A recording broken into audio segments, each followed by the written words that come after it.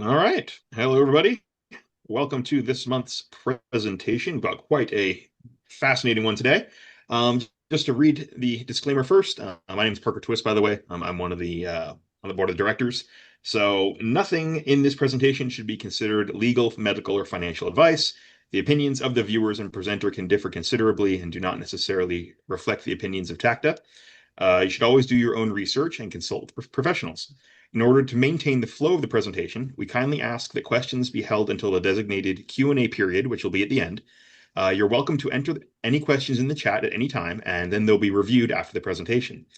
So tonight, we have a fantastic guest who's taken the generous time out of their day to meet.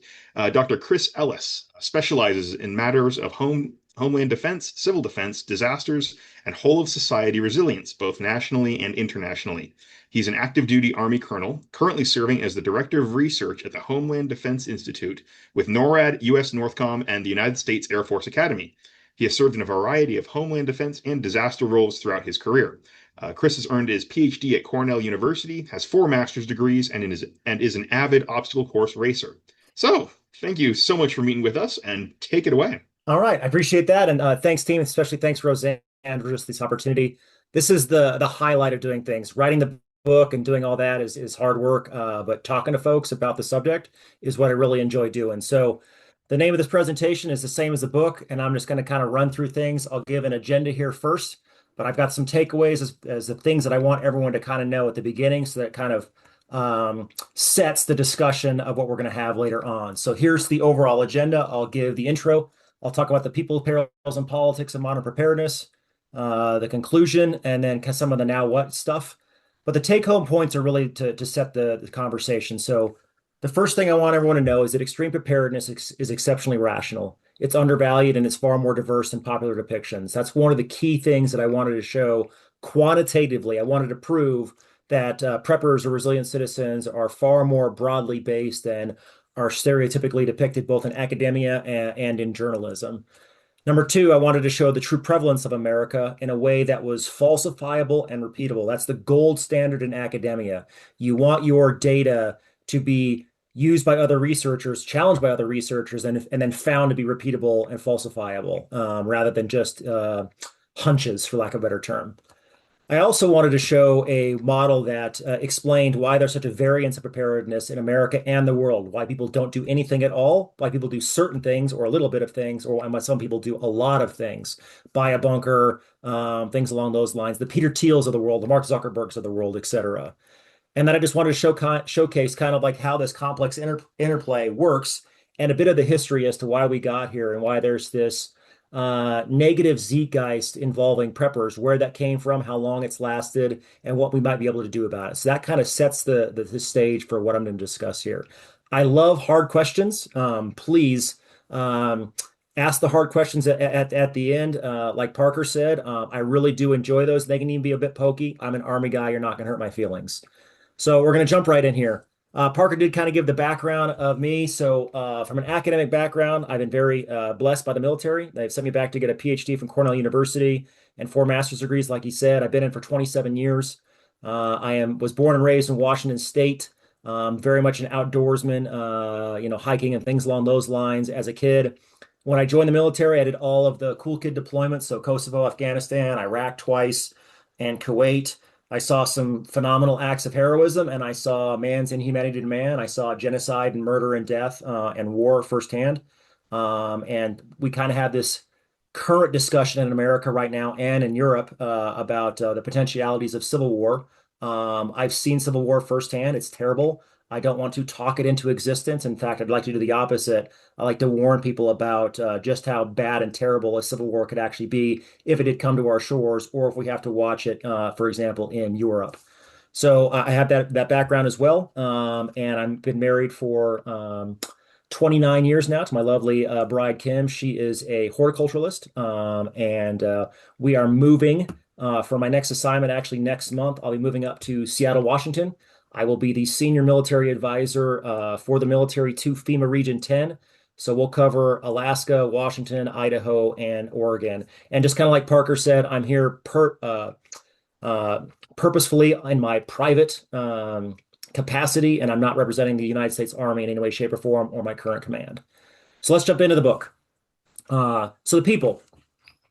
So there's these stereotypes out here that I'll kind of discuss as to why we got these things. But when I discussed people, I really wanted to have some quantitative data that backed up what I was seeing anecdotally and the things that I thought were myths as far as what I was seeing from other statistical methodologies of how many preppers were out there. If you look through the literature from just a few years ago, the estimated number of preppers in America ranged between 3 and 160 million. Well, that's so broad as to not make any sense whatsoever. That these numbers were bad. And when I started digging through the actual methodologies of these surveys, they would not have passed academic muster. They were kind of basically um, they were just poorly constructed. I won't get into depth as to how, but they were not they didn't pass the sniff test. And I wanted to do something that was past the sniff test. So what I did is I went in and I took the National Household Survey from FEMA. They started releasing things, the 2017 data set, the raw data, and they released it all the way through 2023. They did the 2024 survey, but they did not release anything beyond an executive summary. So 2023 is the last year that we have, but I have all those 7 years worth of data, and I crunched a lot of it. There was a methodological shift, a slight one that happened in 2021, which I'm not going to get too deep into here. But when I showcase the numbers, they are repeatable and they are falsifiable. And I looked at overall averages and trends. So I can say with certain confidence and falsifiability of how many resilient citizens we have in America. I count someone as a resilient citizen if they have 31 days or more of at-home supplies for a catastrophe. That's FEMA asked the question in a way similar to that. They weren't looking for preppers at all. I was, which is there's somebody that's got a YouTube video that said, "Why is FEMA looking for preppers?" They're not. I was. But that is the data that I use. I say 31 days or more makes a prepper. So with that, this is what we've kind of seen for growth over time. On these top two charts, you see resilient citizens going up to about 5.8% of the population, which if you go onto the right-hand side to see the growth over time, it goes from about 9.6 million individuals in 2017 to roughly 15 million in 2020. The other ones that I looked at are called highly resilient citizens or ultra high resilient citizens. And the reason I had that was kind of a sensitivity analysis for academia. I said maybe 31 days isn't extreme enough to be a prepper. So what if I bumped it all the way up to 90 days? So those are the highly resilient citizens, and the numbers drop obviously because you have a larger, so you have a smaller population of individuals that can last that long. And then ultra high resilient citizens, UHRCs, I coded it, I put it at 97 days. 97 days is a weird day. Why did I choose that? Because when FEMA did their survey, if you were asking this or answering this question and you said you could last a year or 2 years or 6 months, they coded you at 97. That was the maximum amount allowed and authorized within the survey. So I said, okay, where are the people that are at the absolute highest number that FEMA could possibly say? And those are the UHRCs. And you see their growth as well in this top right-hand chart. You see this nice monotonic growth over those 4 years. Like I said, in 2021, they changed their methodology a little bit, but we did see the huge bump because of COVID. And so we jumped up to around 8.69%. It hovered between like 7.64 to 8.96% in those 3 years, which translates between 20 and 23 million Americans. Why did it pause there? Well, a couple of reasons why. One, maybe the methodological shift that FEMA did was just bigger than I expected, and so it just kind of capped for a while. But I think in a American perspective, what happened more than likely was that COVID was a triggering event for a lot of folks to jump up and spike up. But it was still a psychological wall for a lot of folks. And the American style of prepping is actually really expensive too. So during that time frame, we also had high inflation. So I think maybe a lot of folks just couldn't afford to prep even more. So the ones that where the switch flipped, that switch flipped because of COVID, and then it kind of peaked for a while. And other folks may have just been able to been impeded by their prepping abilities just simply because of the cost. Another explanation that's a possibility that I can't prove is this thing called the 16% chasm. The 16% chasm is a social phenomenon of adoption. So basically, if things are less than 16% of the population have adopted them, they're still considered fringe.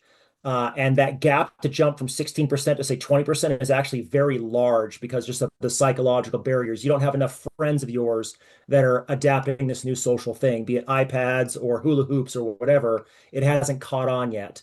And so maybe we might be experiencing that social ceiling of that 16% chasm or that 16% gap. Again, unprovable right now. I really would have loved to have seen the 2024 and 2025 data, but unfortunately, the FEMA organization that did this research was doged, and so the data is gone, and they're not repeating it. And again, 2024 was the last year they did it, and 2023 was the last year they released results. So moving on a little bit more to really kind of showcase some of the quantitative richness of the data that I collected. So I looked at one of the very contentious issues, which was race. Stereotypically, when you look at what journalists portray for preppers, it's basically Duck Dynasty. It's a bunch of folks that are living in the sticks, and they're white, and they're older, and they own guns, and they're uneducated. So what's the reality? And the reality was that's not true at all, not even in the slightest. The column that I want you to look at is this kind of middle column right here, resilient citizens, and focusing on the blue. This said that about 75.1% of resilient citizens were white. Said the other way, it means that around 25% were non-white. If you look at the comparison as far as the US Census and then also FEMA's survey, yes, there's a skew towards white preparedness, but it's not monolithic. It's not exclusive. And in fact, when I looked at language, I found that around 9% of preppers or resilient citizens did not speak English as their primary language at home. They spoke something else. A little bit of that was a data skew because of Puerto Rico. There's a lot of native Spanish speakers in Puerto Rico, but that's kind of one of the explanations for race and language. And then I also just looked at Americans writ large, not just preppers, but everybody. And I found that whites as an ethnicity are actually the third most prepared group. The most prepared groups are Alaskans and Native Americans, and then Hawaiians. I did a separate academic paper that did not make it into the book, but was in my dissertation. I looked at CONUS base, so continental United States base, the lower 48 versus islanders, and found that islanders are far more prepared than continental based Americans. And having lived in Hawaii and knowing folks from Alaska, the reason is very, very easy. They're geographically isolated, A, and B, they live in an area that's very rich in abundance as far as wildlife, caribou in the north, in Alaska, or going fishing in the Pacific Ocean or in the Atlantic Ocean, the Caribbean, if you're living on one of the islands. So that kind of explained some of the disparities there. But again, myth busting here, it is not whites that are monolithic as far as preppers are concerned. There's a ton of other information that I found quantitatively. I found fascinating, put a lot of those stats in the book. There's one chapter in the book that's very statistically dense. If you're not that kind of person, you can skip to the last like 2 pages of that chapter, and I kind of give a summary for all the non-quantitative folks. But that was more of a academic defense for anybody who wanted to attack kind of why I made some of the claims that I did to myth bust a lot of the things that have been out there for about 50 years now as far as myths. As for typology, I then expanded this to look at the entire globe, and I wanted to know, are there buckets we could put these preppers in across the globe writ large? And I found that there was 5 main buckets. These buckets are not exclusive. You're not just one bucket only. Some people are 2 buckets, 3 buckets, 5 buckets. But usually what I found when people started their prepper journey is either A, they were kind of born into one of these buckets and stayed there, or some event happened, they jumped into a bucket, and then over their preparedness journey time, they actually added more buckets to what they had. And again, this is a global phenomenon. There's different flavors of ice cream kind of thing, based on culture and geography and things along those lines. But these are the 5 main heuristic buckets and kind of why they exist. So the homesteaders are very easy to understand. Their primary motivations are things of health. So pollution, climate change, overpopulation, food shortages. I found that typically this was one of the most friendliest of the designations to left of center individuals. A lot of individuals on the right of center fall into the Sentinels, what I'll cover in a second. But there's a lot of folks that are left of center that says, I'm not a prepper, I'm just a homesteader. I like to grow organic tomatoes. I don't like Monsanto. I don't like genetically modified organisms, or I'm afraid of pollution or climate change, whatever, and I'm still going to vote Democratic. Okay, great. Knock yourself out. This again goes against the stereotype that all preppers are right wing and own guns. There's actually several that don't own guns at all and are left of center in their preparedness. Tons of right wing folks in the homesteaders as well, people that live in Montana or Idaho and live off the land, or ranchers, things along those lines, but very open as far as who's in that team, for lack of a better term, or heuristic, excuse me. The next group is the one of two that journalists like to depict the most. These are the Sentinels. This is the gun group.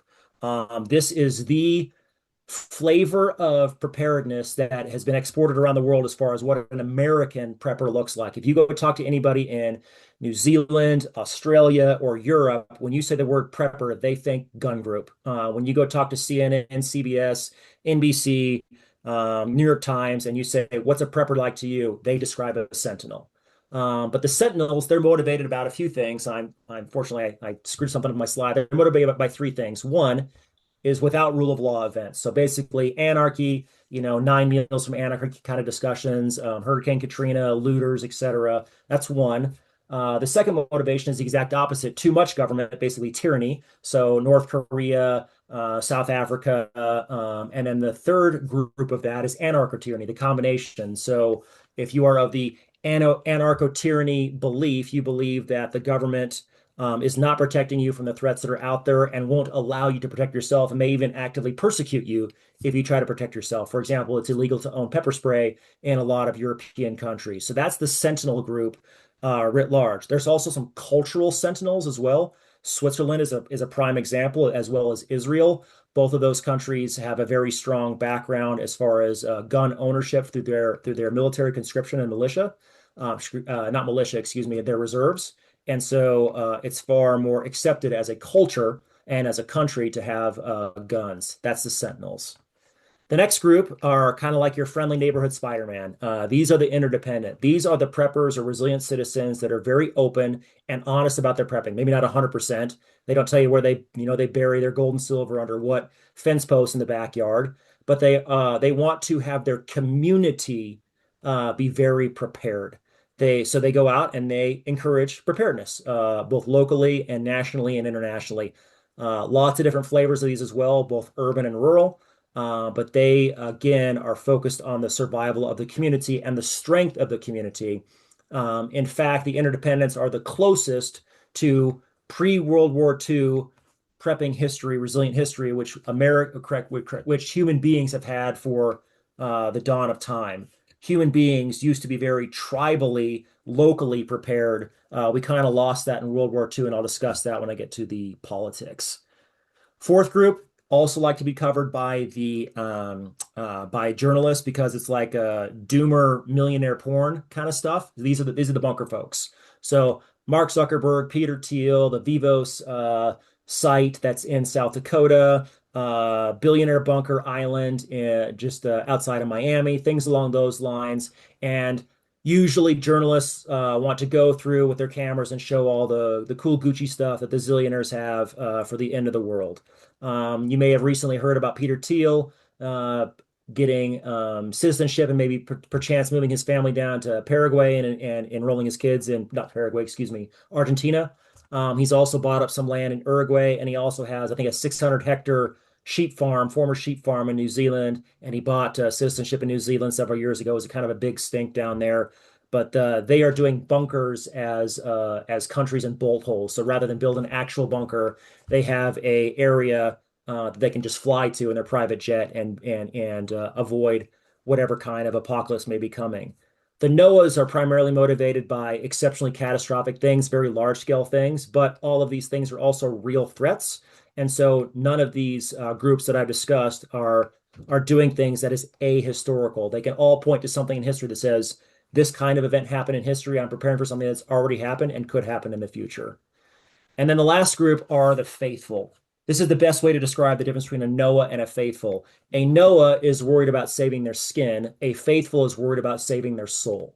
So they are primarily religiously motivated. So think individuals that are looking at the end times, the Antichrist, things along those lines.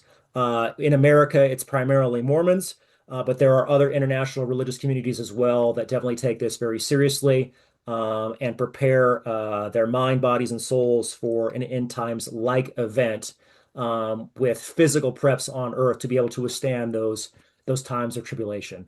Those are the five groups. Again, different flavors around the world. A interdependent in Taiwan may or may not look like an interdependent in Germany, but they have kind of the same base writ large. And again, you don't have to be any one of these things. You can be a mix of these things, but these are the five primary groups that I found when I did international research across the globe.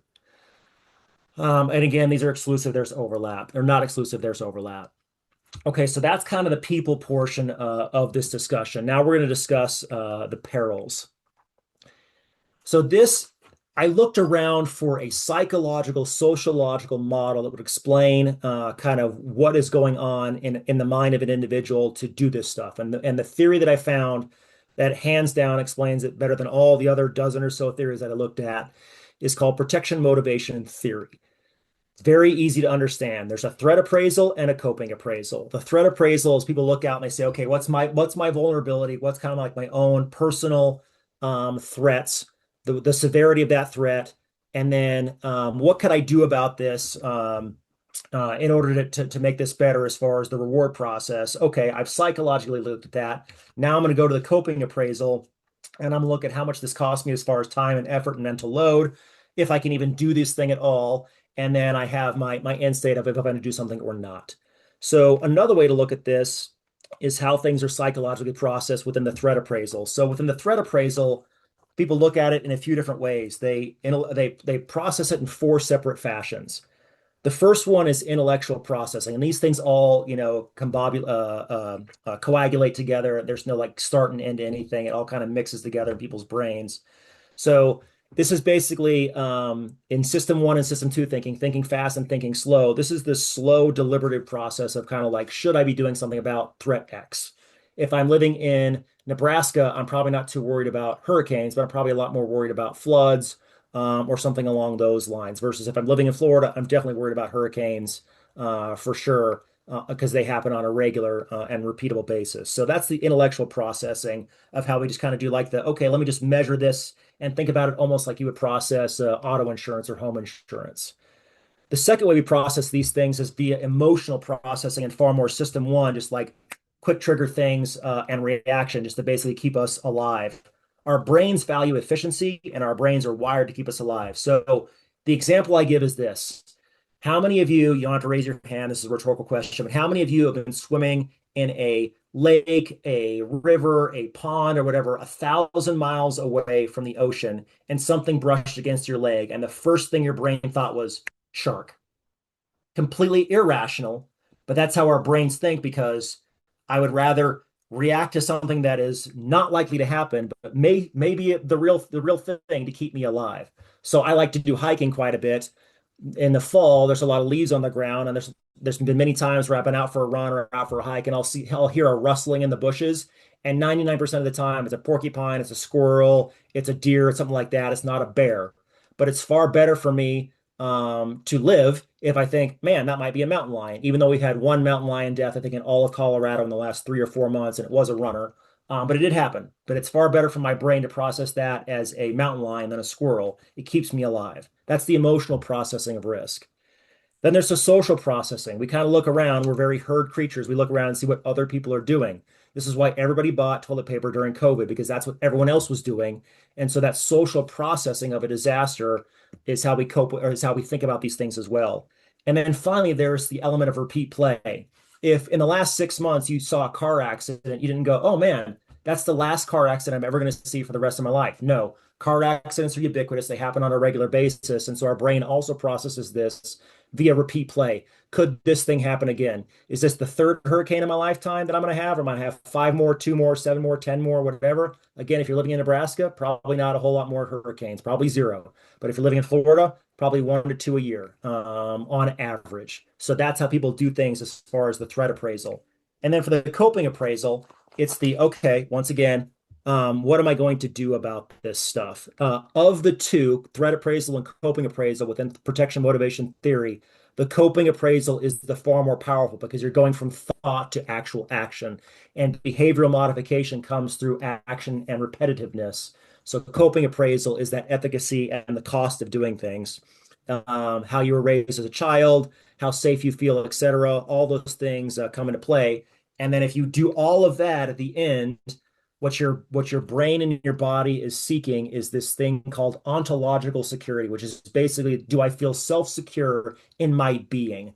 Do I have to lock the doors at night or not? Do I have to have a gun beside my bed or not? Do I need to have 10 pails of rice and oats and grains and things like that in my pantry or not? And so we process those things to feel the sense of ontological security of where we're at. So that's the individual model. When you scale this up, you have the societal model. This is peer reviewed by over 30 academics. And I wanted to really kind of showcase why some people do a little bit, why some people do a lot, why some people do nothing at all. So this is the overall model that you can now understand now that you know the individual model. So basically, we have perils. Whatever the big scary is, meteorite, COVID, economic collapse, whatever, civil strife, blah, blah, blah, whatever those perils are, or those compilation of perils for where it is and where you live. Then what happens is we have politics. Politicians look at these perils and they say, okay, what are we as the government at the local, state, federal level going to do to protect our selectorate that keeps us in power, the voters and or whoever in an autocracy, the junta folks, the generals in charge of the military or the bankers, whoever's keeping us in power, how are we going to protect them in some way, shape, or form? And politicians look at that and say, okay, our threats are X, Y, and Z. We're going to protect against X and Y. Z is just too expensive or isn't really a big threat to us. And so we're not going to spend so much time looking at it, or it's exceptionally low probability. So we're not going to waste the money on that thing. And they do a mitigation and preparation for these perils, as well as what their response is going to be. In an American sense, it's FEMA or the Department of Homeland Security, or the FBI, or the military, based upon the threats that we have as a country for America. And every single country does this via their politicians. But people look back both on perils and on politicians and say, okay, based upon the threats that I see through perils and based upon what my politicians are going to do as far as mitigation, as far as preparation, or as far as response, what do I now need to do? And some folks say, I don't need to do anything. Or some people say, I can't do anything. Or some people say, I'm going to do this one thing or these 5 things or these 50 things. And so they process that stuff based upon what they see. And people kind of Bayesian update on a regular basis. They don't just stick with one thing. They change over time based upon their socioeconomic factors, where they're living, et cetera. They may move and this whole apple cart gets upset. Maybe there's a divorce in the house, or maybe one of their friends gets broken, their house gets broken into, whatever. So we update on a regular basis. So Ukraine war breaks out, and we talk about nuclear war, and so everyone goes out and buys potassium iodide. Or the Strait of Hormuz happens, and people are like, oh my gosh, let me go fill up the tank, or let me go get some fertilizer, or let me go buy some more, beans bowls and band-aids, whatever. But that's kind of the reflection and societal model of how this whole process works kind of writ large.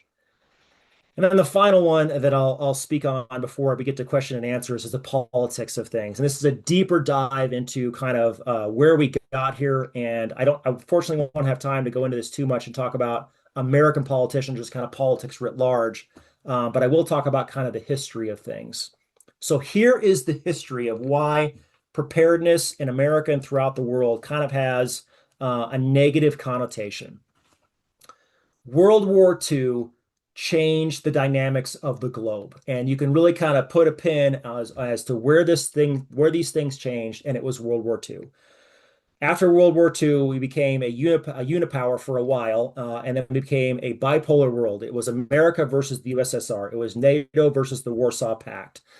The United States, or correction, the USSR detonated Joe 1, their first nuclear bomb in 1949, and that surprised the stuffing out of the US and NATO elite. They had no clue that the Soviets were that close to developing, or actually that capable of developing a nuclear weapon. They thought they were years off. And then just about a year later, we had the Korean War and the entrance of the Chinese into the Korean War, which is also a huge strategic surprise. So those two things kind of shook the foundations of the American psyche. Previous to World War II, America, because it was primarily founded and colonized by Europeans, Europeans brought with them their castle mentality from Europe. France has more castles than any country on earth. France fought England, and France fought Prussia, and Prussia fought Italy, and like all these wars in Europe. and that mentality was brought over by the settlers from Europe. Americans from the founding of America through World War II had this fortress of America mindset, but rather than building a castle, they're like, you know what? We have these two really big moats, and they're called the Atlantic and the Pacific. That was shattered after World War II with the development of nuclear weapons. So we entered into the nuclear age where America could once again be under catastrophic threat in a way that it never had been since the Civil War internally or since the War of 1812 when the British and the Canadians came down and burnt our capital back then during that war. That's the last time that really cataclysmic threat was ever within America and was really discussed on a regular basis. That's something you would discuss with your neighbors kind of over the fence. That nuclear age brought about it Russian bear bombers, nuclear bombers, then ICBMs, and et cetera, et cetera. And in today's age, we have cyber warfare and things along those lines. So Fortress America was kind of shattered. It's been kind of fascinating. If you look at the most recent national security strategy unclassified and national defense strategy unclassified, they don't use the term Fortress America, but the Monroe Doctrine, which is kind of the Donald Trump's version of the Monroe Doctrine, is a hemispheric defense. And so it is bringing back that Fortress America mindset of kind of not closing us off to the world, but kind of bringing back some of our borders from polar bears to penguins. That's why Greenland is such a hot topic right now. That's why the Panama Canal was such a hot topic. That's why Venezuela was such a hot topic, et cetera, because the current administration right now is focusing on a Fortress America hemispheric defense and kind of bringing back the Monroe Doctrine writ large. But going back to the Civil War era. So what happened in the nuclear age and in civil defense is that I did archival research in the Truman administration's presidential library, the Eisenhower Presidential Library, and also the Kennedy Library. And I read top secret, now declassified documents of top politicians, top advisors of the president, even the president's own words, as well as con plans and O plans and things along those lines, as far as what they were preparing for in this nuclear age against the Soviet Union.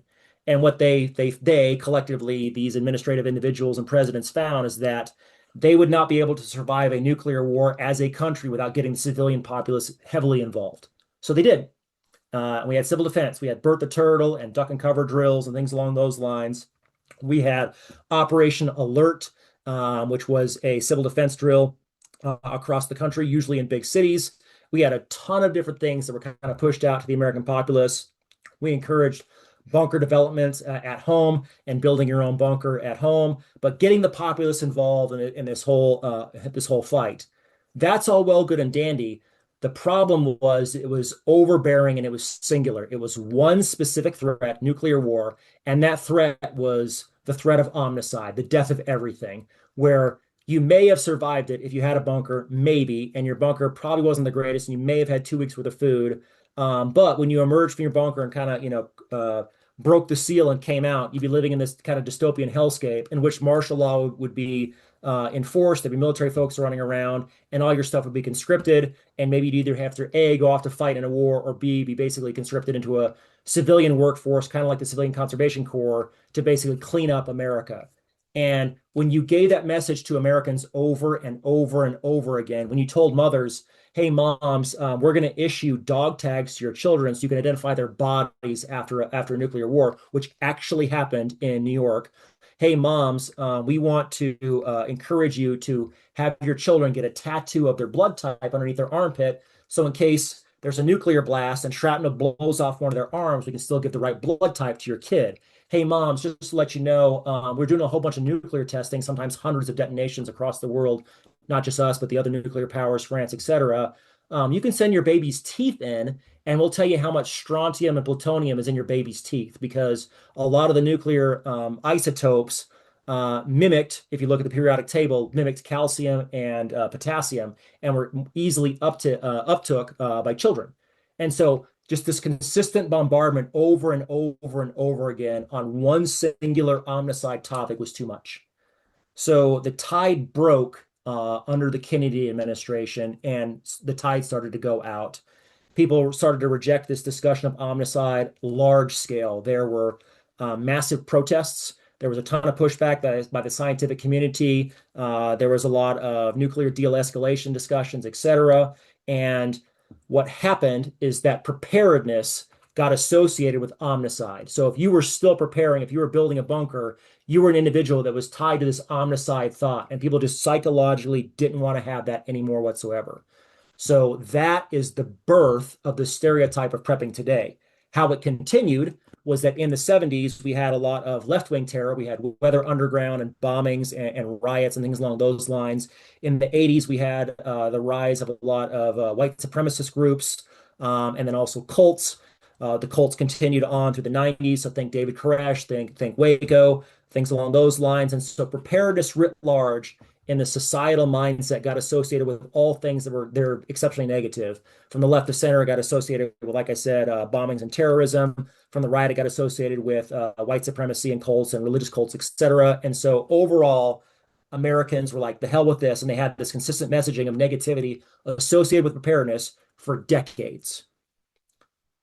Changes happened, though, in the 2000s. First one was 9/11. Holy crap. Fortress America. Okay. Then there was the 2005 Hurricane Katrina. Man, we can have one of our major cities like really take it in the shorts. Okay, I didn't think that was going to happen. And then the 2007, 2008 financial collapse that was global as well. And so preparedness started to make a pretty decent comeback back then. I can't prove it quantitatively, but anecdotally, it was moving back into being at least semi-acceptable. And then the movement was killed in the early 2010s with doomsday preppers. National Geographic went out there and said, let's find the craziest people we can possibly do for showbiz and clicks. And it killed the movement, just absolutely killed it. So there was a decade of malaise for a while. The next kind of heartbeat we saw going up was the election of Trump won. And the heartbeat up was among left of center preparedness minded individuals. They said, oh my God, maybe the right of center folks are correct. Maybe the government isn't going to come out to get me. Trump's a bad man, orange man bad. So there was a big kind of spike, relatively speaking, among the left. And then 2020 happened with COVID. 2020 happened with COVID. Biden got elected. So the right went right back to thinking, oh my God, the world's going to end. We had both COVID and Biden. So they were mentally processing this, ideologically processing this as threats against themselves. Black Lives Matter riots, George Floyd, et cetera. And so, man, civil unrest is making a big comeback. And then once again, with President Trump, part two, we've had markers and not markers, excuse me, we've had incidents in which marked in people's minds psychologically how they process things in that individual model that I showed you earlier on from projection motivation theory. People started to process this as saying, man, maybe I need to be prepared.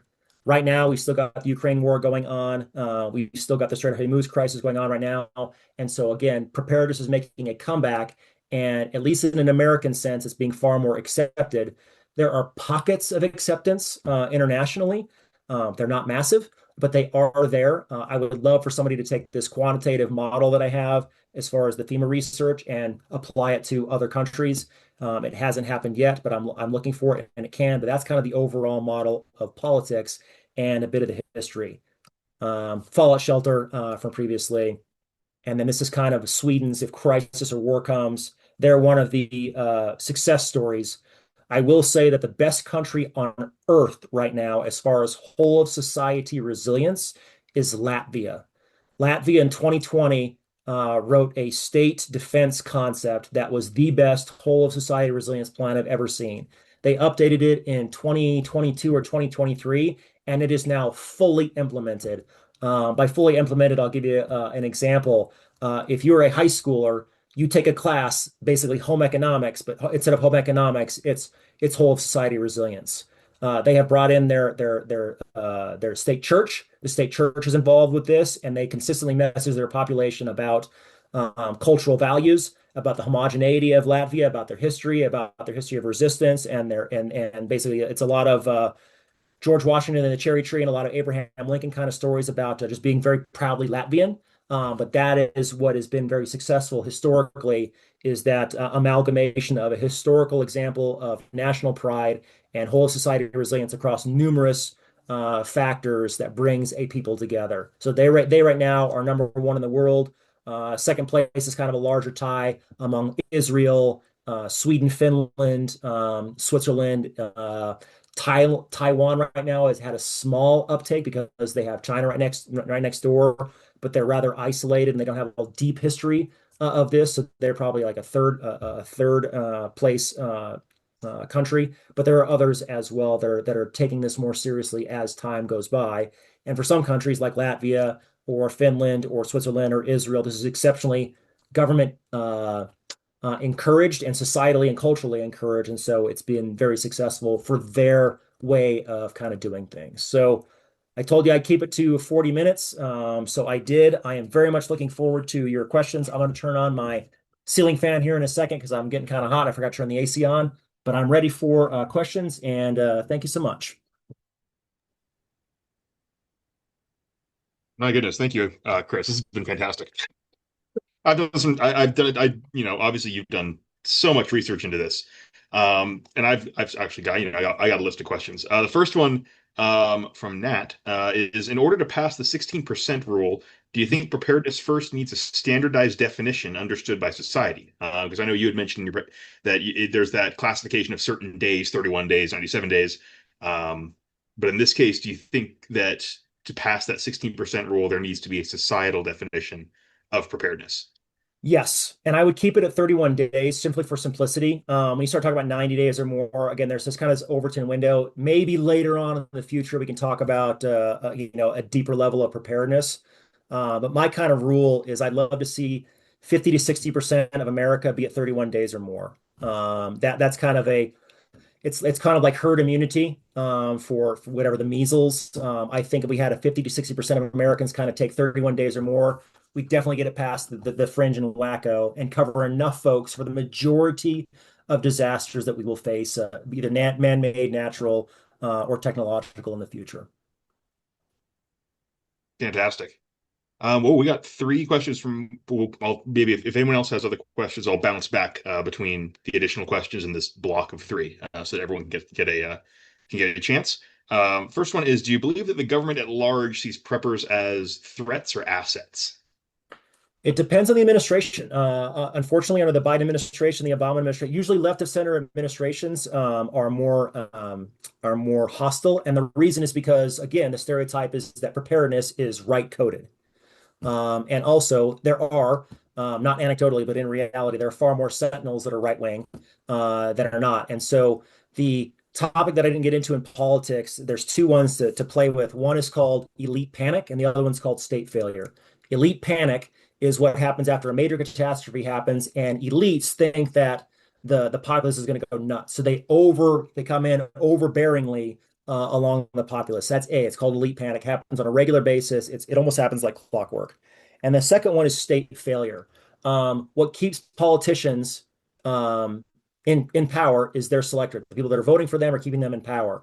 So if something challenges that state power because of a failure option, they want to again press down on it. And so preparedness-minded individuals, even though they're resilient and might not care about what the government does and may just want to be left alone, let's take the average, stereotypical New Hampshire libertarian that just wants to be left alone. They could be seen as a threat. However, in right of center administrations, Trump administration, George W. Bush, etc., resilient-minded individuals are also they're not the administrations aren't hostile against them, but just the mere presence of preparedness-minded individuals gives that feeling that the government may fail, and that still is seen as a threat because if I don't need government, then why does it exist? And so it's a more of a small government, localized government, libertarian argument, but there are threats from administrations and politicians from both sides when they look at preparedness-minded individuals. Thank you so much. That makes a lot of sense. Um, Next one is: based on what you've seen in active war zones and disaster areas, what is the very first thing to break down in a community, and how do we get people to prepare for that? Okay. I'm going to slightly modify the question. The the number one question that I got asked back right before the 2024 elections from left of center journalists was, "Is America headed for civil war?" God, it was constant. Reuters and a whole bunch of other journalists were asking that same question over and over again. I told them no. Basically, civil war kind of needs a fire triangle, which I'm not going to go into right now. There's kind of three things you need for a civil war, and we didn't have any of them leading up to the presidential administration. But to your point, The next question that was related to this was, what's the number one threat or fear that I have, kind of writ large, both as far as probability and severity? And my answer is societal fractionalization. And there's a good part of this and a bad part of this. The bad part of societal fractionalization is that we continue to discuss this, this potentiality for a race war or religious war or civil war, both in America and in Europe. We look at what's happening in Ireland right now after the attempted Belfast beheading, or pick whatever scary thing happened that's going to be the trigger that kind of kicks this off. The negative about that is that people don't really realize just how utterly devastating civil war is when it truly is brother against brother, or cousin against cousin, or community against community. Your kids aren't going to school anymore. You're not driving anywhere unless you're strapped, and you're not sending your wife out to go get the milk unless you're going as a collective. Civil war is absolutely terrible, and it is grindingly bad psychologically. So I really tamp down on this civil war porn that's being discussed both on the right and the left, that's become popularized, and especially online, when there's no when you can say things in an animized fashion. The other part of that, though, and this is the sad reality, is that civilizations do exceptionally well when they're tribalized and homogenized. I have yet to find an example of an exceptionally resilient society that wasn't almost completely homogenous. And the reason is because differences are different. And so stronger societies are actually, they pray to the same God, they have the same background beliefs, they have the same historical beliefs and pride in their country, etc. And they're very set. Diverse countries are exceptionally unresilient and are very um, uh,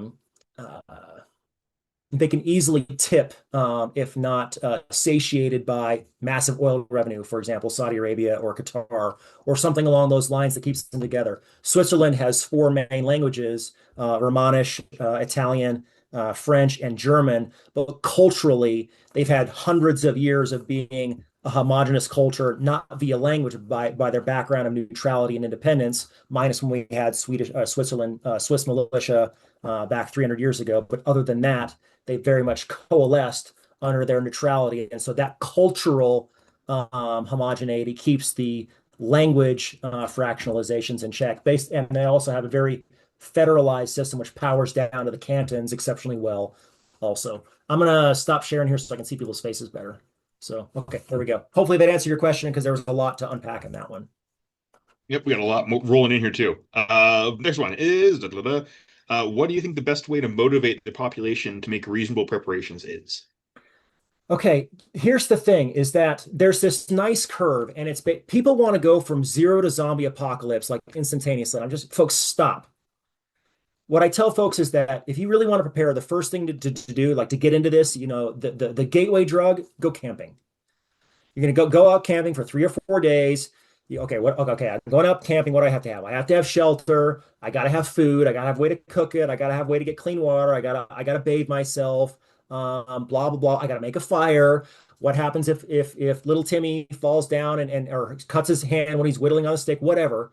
Those kinds of skills in camping is like a great way to just go out and like start preparing with a lot of these skills. And then I tell people, pick up a home hobby as well. The first thing that I did when I really got into prepping, I started making my own bread. I started grinding my own grain because it's 10 times healthier. And I started making bread. Then I started making soap. Then I started making nixtamalizing my corn, like these. And then I started sharing this with others. So when I walk in and I'm like, here's my sourdough. Let's talk about the zombie apocalypse. That's not how the conversation goes. It's just like, here's my sourdough. Let's talk about things. Let's have a community development. So when I discuss this, I say start at the things that are logical. If you're living in Colorado, then you probably want to prepare for wildfires or a winter storm. If you're living in Utah, you probably want to prepare for drought. If you want to, wherever you're living, if you're living in Detroit, okay, maybe you do want to prepare for, gang violence or a carjacking, kind of localize your threat and start preparing for that one thing, and kind of go in a way that keeps you self-developing, but not in a way in which you're just like, oh my God, in a state of heightened cortisol fear on a regular basis, and your lizard brain is controlling everything. That is not the way to prep at all. Prep very rationally and logically, and just build over time, and involve your children, involve your community, involve your friends and family. Very good points. Yeah, it's a tricky topic to say the least. Um, I think this is more of a philosophical one as well. Carl Sagan, anti-nuke 1960s, said that extinction is the rule, survival is the exception. Is there another group that we might call fatalists? I don't consider them resilient citizens if they have no hope for the future. There's two terms that I really like. One was coined by a friend of mine, Ashley Fitzgerald, and it's called doomer optimism. So they recognize there's some doom in the world. And again, if we want to talk about the negative things, we can. There are bad things out there, and I don't shy away from them. I've spent 27 years in the military looking at really bad stuff. Okay. But there's also some optimism, kind of like the phoenix rises from the ashes. The other one that I've heard is apocalyptimism, and it's the same thing, acknowledging the bad, but it's not this fatalist doom of like my hands are tied, nothing's going to happen. I've lived on a military base in every single time for 27 years. I'm always living on a primary nuclear target. Do I have a 50-foot bunker underneath my home and a whole bunch of welded containers together? I do not, and I sleep like a baby. So you can go way overboard with this stuff, but I kind of reject fatalism as far as putting them into a category of resilient citizen. First, I'm in the same boat with that because there's that kind of that dichotomy of just people going, "Oh, I don't want to survive X, Y, and Z," and it's like, okay, well, but what a counterpoint.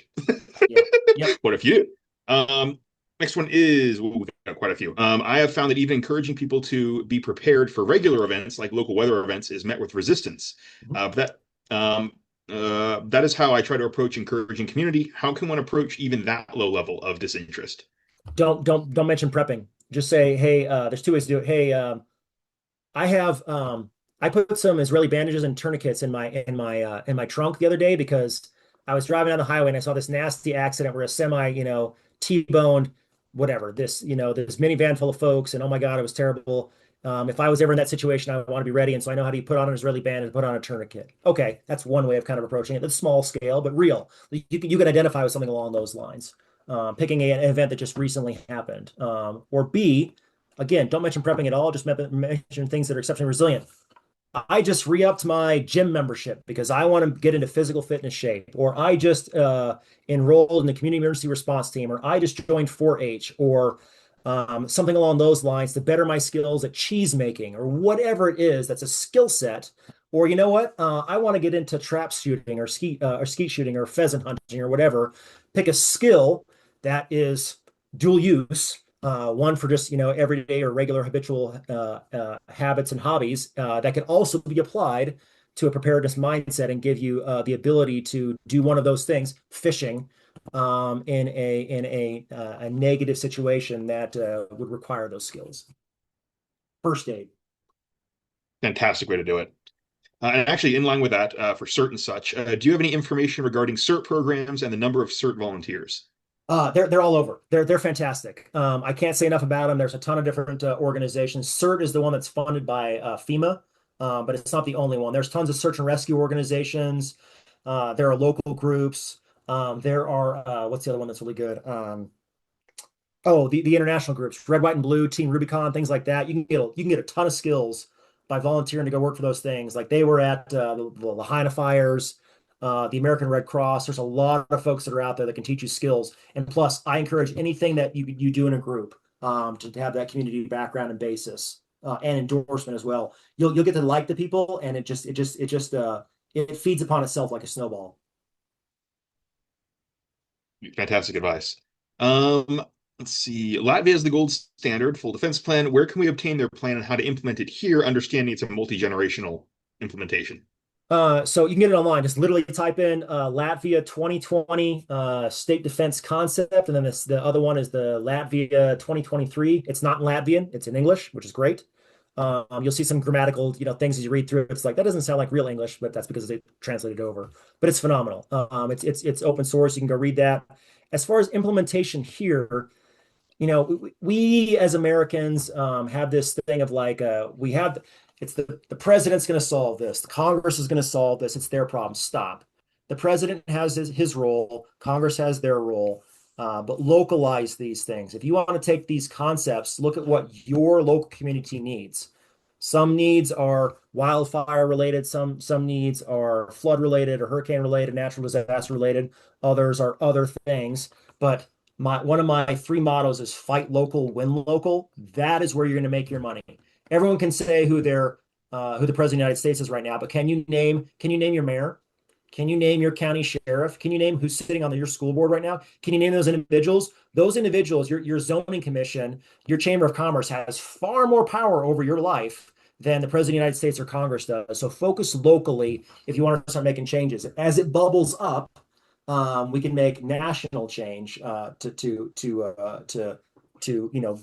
this more globally. But again, America is exceptionally large, very geographically diverse, very ethnically diverse, and so that lack of homogeneity will be difficult for a top-down solution to happen, like Latvia. Makes a lot of sense. This next question, actually, I was going to ask as well, kind of like what your threat matrix is. What would you say is something to zero in on? And I guess mine kind of clarifying that would be, what would be something that you'd focus on that'd be a threat internationally and then one for the U.S. So the specific question is, what is something you personally would suggest to zero in on? The one thing that I tell folks on a regular basis, my big scary is societal fractionalization. But I say I'm very big scary agnostic because that's X%, and that X% does not add up to 100. So there's the left of boom stuff, and I sit in a ton of meetings. I was having this conversation with Parker and Roseanne before this. The only serious conversation that I've not had in the last roughly 10 years on a subject, either militarily or academically, is zombies and magic. I've had a conversation on everything else, literally everything else. And so the big scary has just kind of blurred in my mind. I'm focusing on the right of boom things that what am I going to need after whatever the big scary happens?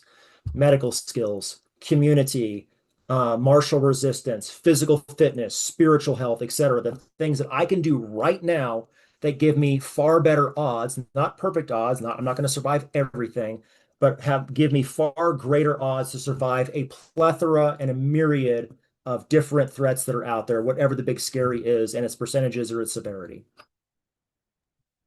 Very good points. Kind of, I mentioned it would all blend together after a certain point. Yeah. What do you think the political appetite is for reinstituting civil defense or national resilience program on a national basis? Um, at the unclassified level, I'm having conversations. I've had conversations in the last several months, both academically and with my military hat on, with the White House, Britain, New Zealand, Australia. A couple years ago, it was Finland.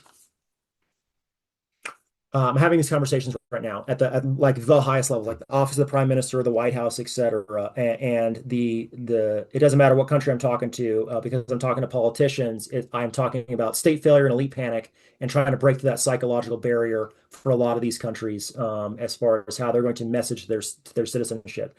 Because again, the bitterest pill to swallow right now amongst the West is that lack of homogeneity. When you go into diversity, it makes things more difficult. Again, I'm not saying that a diverse society can't be resilient, but when you have different cultures, different ethnicities, different belief systems, different ideologies, people praying to different gods, it makes it exceptionally difficult. But everyone still wants to eat. Everyone still wants their kids to go to school. Everyone still wants to be financially secure. Everyone still wants to still have their 401k and their retirement and take the grandkids to Disneyland or whatever. And so there's a lot of common things that we have that we need to start focusing on more rather than what divides us as a society. Very, very, very good points. Let's see here. Let's see, there's a few I can circle back here. Do you think it's more effective to prepare against specific hazards? I think this is partially already answered. Do you think it's more effective to prepare against specific hazards of concern or prepare to meet the basic needs across the board and agnostic to the hazard? Yeah, generalized resilience. Start there, and then after you've got comfortable with things, you can say, okay, now there are some exceptions. Again, if you live along the Atlantic coast, you better be prepared for hurricanes. If you live in Maine, you better be prepared, like right now, for winter storms. If you live in the West, you better be prepared for wildfires. There are certain places where it is actually beneficial to hone in on one thing. Where's your bug out bag? Where's the birth certificates? Where's your passport? Where's your driver's license? Things like that. Where's the kid's favorite blanket that they're going to freak out for the 6-hour car ride if they don't have? Like those kinds of things. But yes, generalized resilience is far better. And I will say this. There are five components to every single human being, and they make out the acronym SPIES. I didn't come up with it, but I stole it. And by still steal, I mean I cited it, which is no longer plagiarism. Social, physical, intellectual, emotional, and spiritual. Social aspect is the broadest of them. It is the one that keeps us going as far as a collective group. It's like that saying, if you want to go fast, go alone. If you want to go far, go together. Physical is the one a lot of preppers focus on. It's the beans, bullets, and band-aids, which is great. Intellectual is the skills. Emotional is like that psychological resilience. And then spiritual is the deepest. People who are very devout in their faiths, they'll die before they renounce their faith. So that kind of thing is exceptionally deep. So focus on the bookends, focus on the social things, doing things as a group, going to curves or the gym or whatever, and getting together or getting together to do first aid training or whatever, and then focus on your spiritual development. The Army defines spiritual development as more like character development for people that don't have a faith tradition, but they talk about it the way you talk about religion, about this kind of connection to your core values and things along those lines, the things that are going to keep you going, kind of like Viktor Frankl in the concentration camps, man's search for meaning kind of stuff. That will keep you going deeper. Social will keep you going broader. That's a really good way of looking at it, is the kind of the two both societal and individual bookends, essentially. Let's see. I think we got two to three left here.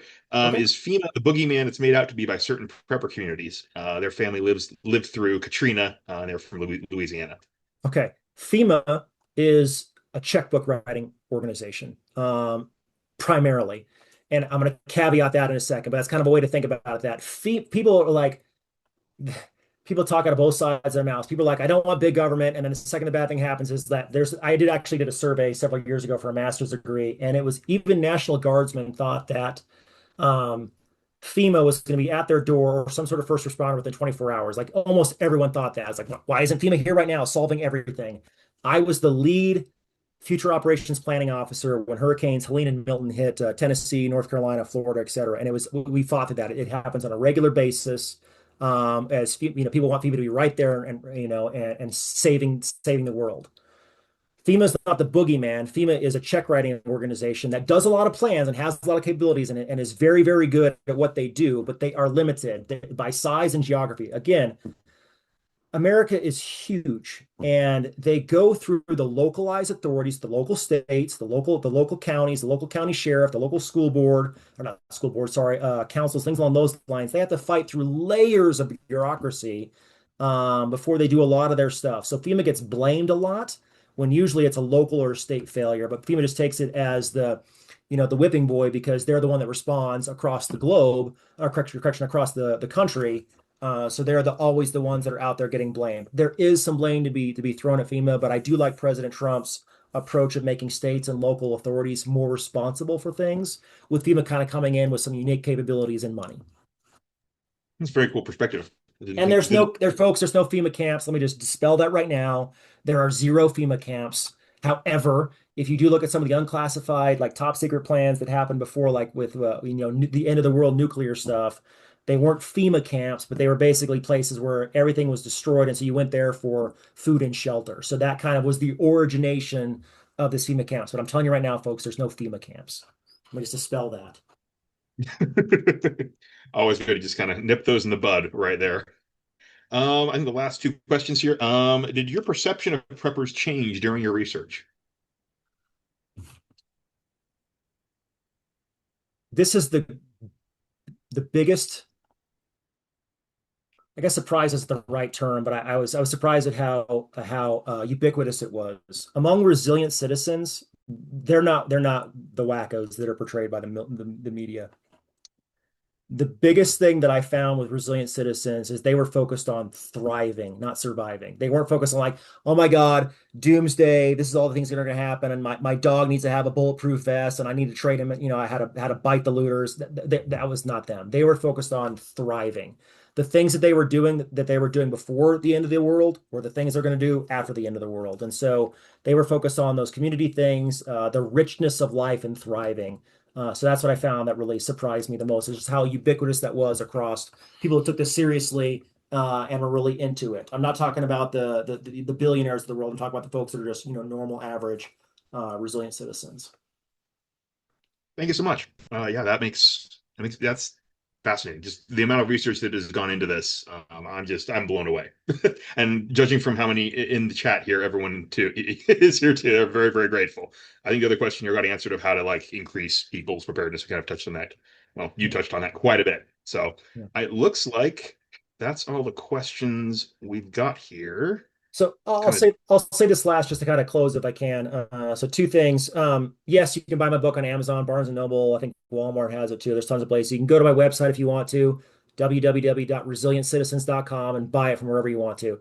I'm not making money off this, folks. Trust me. This is definitely a labor of love. And I told my wife, think of this as an investment in my next master's degree, honey, because it was expensive. So if you want to go buy the book, please do, and you can please write a review for me because that does help the algorithm quite a bit. What I do like though is people engaging with the subject matter. This is not a book you get if you're already a prepper. This is a book you get, read through it, and then go, I'm going to give this to my neighbor who's not a prepper because it's written really for them. It's really written to go through that psychological change. That's one. Two,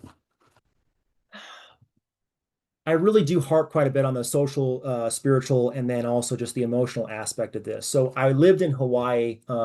Thanks again, taxpayer. The Army sent me there. I lived in Hawaii for a while, and we went for a vacation to the Big Island. And we were at Volcanoes National Park at Mount Kilauea, and like you see the eruptions, like the lavas come out and things like that. And you can also look through when the lava comes over the sides, and there's several hundred acres of lava fields that flow down the mountain on a regular basis. You have to have lava insurance if you're living on the Big Island. But I learned about this geographical feature and also philosophical feature among the Hawaiians called Kipuka. And what Kipuka is that when the lava comes down the mountain, it doesn't flow over everything. Sometimes it flows around a green area, and all the animals kind of rush to that area, and it's a place of refuge, and it's called a Kipuka in Hawaiian. And so it's green in the Kipuka, and then it's just devastation all around it. So geographically, physically, it's a area of refuge. Psychologically, though, the Hawaiians basically talked about centering your life that way, centering your life so that when chaos is surrounding you on all sides, you can be Kipuka. You can be psychologically resilient in the face of catastrophe. And so I very much encourage individuals to kind of have that resilient citizen mindset. Resilience absolutely is a mindset and a system, and it has to be reinforced on a regular basis. But that Kipuka mindset is something that I definitely pulled away from my time in Hawaii. And that's kind of the final message that I wanted to leave for folks. it's an amazing message. Thank you so much, Chris. This has been an absolute pleasure. Appreciate it. I do answer questions. I can't answer all of them, but if you guys want to email me, it's very simple. I'm resilientcitizens at gmail.com. I cannot go through all the questions and I get a ton of them. So don't feel bad if you don't get one. But I really appreciate the time. Thanks so much. All right. Yep. Lots of thanks in the chat. Thank you again. I think the recording will end shortly. And